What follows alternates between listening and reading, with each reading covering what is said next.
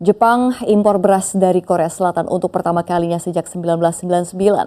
Langkah ini diambil untuk meredam lonjakan harga beras lokal yang sudah naik lebih dari 2 kali lipat sejak tahun lalu. Jadi yang terbaik si karyawan pintar. Guys, bombastis nih guys. Lu pikir negara sekaya Jepang gak bakal krisis makanan? Salah besar bro. Harga beras di Jepang naik gila sampai Rp100.000 per kilo. Supermarket kosong, ATM beras nge-freeze. Sementara Indonesia, petani panen, gudang penuh, harga stabil. Apa yang salah sama Jepang? Dan kenapa kita justru di atas angin? Gaspol kita bongkar semuanya dari awal hingga akhir. Chapter 1. Tragedi beras, Jepang yang bikin merinding. Bro, Jepang lagi panik total. Harga beras mereka udah hampir Rp90.000 per kilo, naik 2 kali lipat dalam setahun. Lu bayangin, beli beras 5 kilo aja udah setara belanja bulanan. Kenapa bisa segila itu? Karena extreme heat tahun 2023 ngancurin panen padi mereka. Produksi beras anjlok dari 7,25 juta ton jadi cuma 6,73 juta ton, padahal kebutuhan nasional Jepang 7,36 juta ton setahun.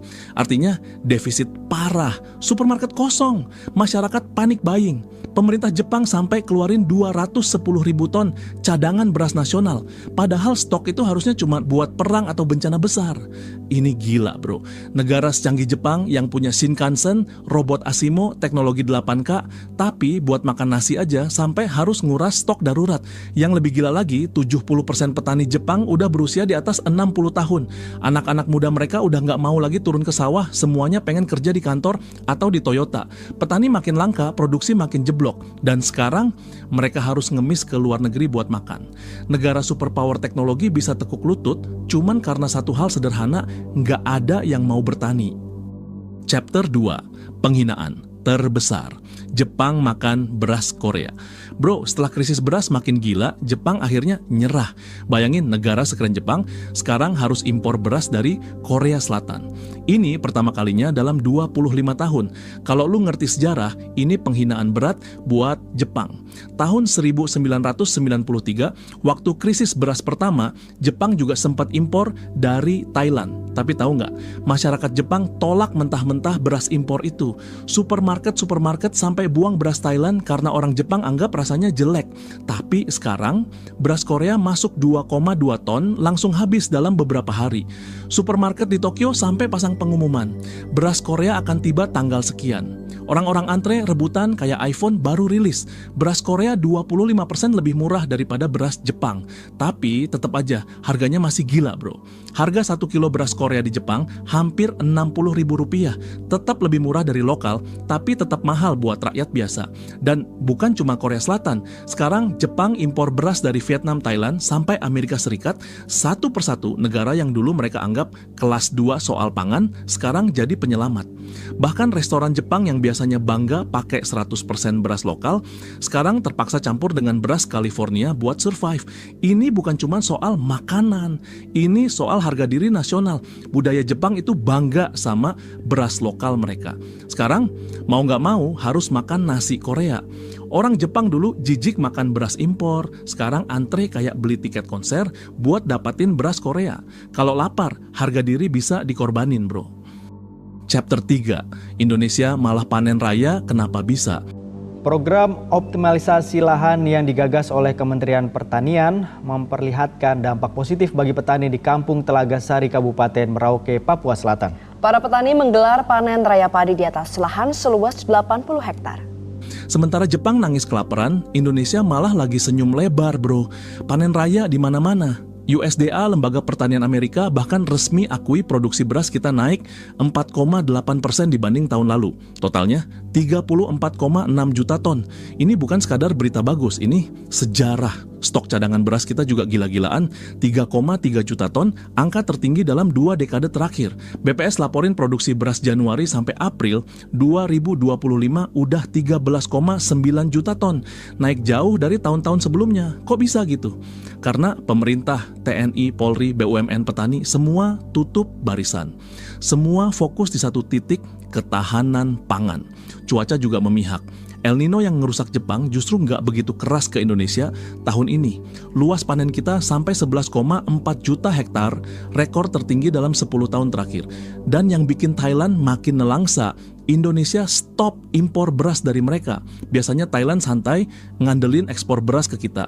Sekarang mereka syok karena penjualan ke Indonesia jatuh bebas proyeksinya sampai minus 29,2% tahun ini. Makanya Thailand langsung protes keras. Media mereka bahkan sampai bilang Indonesia tidak lagi pasar kami, Indonesia sekarang pesaing. Dulu Thailand ngetawain Indonesia karena sering impor. Ya sekarang mereka yang nonton kita panen sambil gigit jari. Chapter 4, Ketahanan Pangan, senjata abad 21 yang dilupakan. Beras, pangan dijual ke Indonesia. Mereka akan tutup. Dan itu terjadi waktu kita kena bencana COVID-19. Vietnam, Thailand, semua tutup. Kita nggak bisa beli. Bayangkan kalau kita tidak mau kemampuan sendiri. Bro, Jepang hari ini bukan kalah karena kurang canggih, kurang kaya, atau kurang pinter. Mereka kalah karena lupa satu hukum kuno. Manusia butuh makan. Negara sehebat apapun, kalau nggak punya pangan, langsung tekuk lutut. Robot secanggih apapun, jalanan sebersih apapun, nggak akan nolong kalau rakyatnya kelaparan. Ini bukan teori, ini fakta keras. Harga makanan di Jepang meroket, inflasi pangan tembus 7,4%. Harga beras naik nyaris 90% dibanding 5 tahun lalu. Gara-gara krisis pangan ini, Jepang sampai ngeluarin cadangan beras darurat yang harusnya cuma dipakai kalau perang atau tsunami gede. Pelajaran besar buat semua negara, ketahanan pangan sekarang udah jadi senjata geopolitik paling ampuh. Cina udah lama ngerti ini. Mereka borong lahan pertanian di Afrika. Amerika subsidinya gila-gilaan buat petani domestik. Eropa larangan ekspor pangan makin ketat. Semua negara sadar, kalau lu kontrol makanan, lu kontrol ekonomi, politik, bahkan militer. Di tengah dunia yang makin nggak pasti, pangan itu lebih berharga daripada minyak, emas, bahkan teknologi. Kalau lu punya 10 ton emas tapi nggak punya 10 ton beras, lu tetap mati kelaparan. Pangan adalah peluru baru dalam perang global. Chapter 5, Kesimpulan. Bro, dari semua yang terjadi, satu pelajaran paling gila yang kita dapat. Teknologi canggih, ekonomi maju, kekuatan militer super, semuanya langsung nggak ada artinya kalau rakyat lu kelaparan. Lihat Jepang, negara nomor 1 di dunia soal inovasi, kualitas hidup, budaya. Tapi gara-gara satu sektor kecil, pangan, mereka bisa ketar-ketir. Harga beras melonjak, supermarket kosong, rakyatnya rebutan makanan kayak negara dunia ketiga.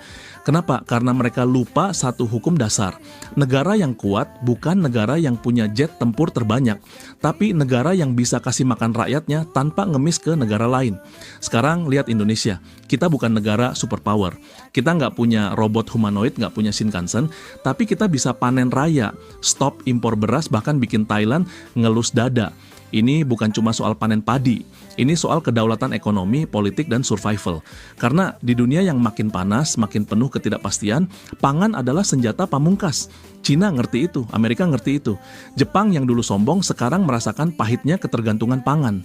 Dan kita, kalau kita terus jaga sektor pangan, tingkatin produktivitas petani, modernisasi irigasi, kita bisa jadi raksasa baru Asia. Bukan cuma jagain perut rakyat, tapi juga nentuin arah negosiasi dunia.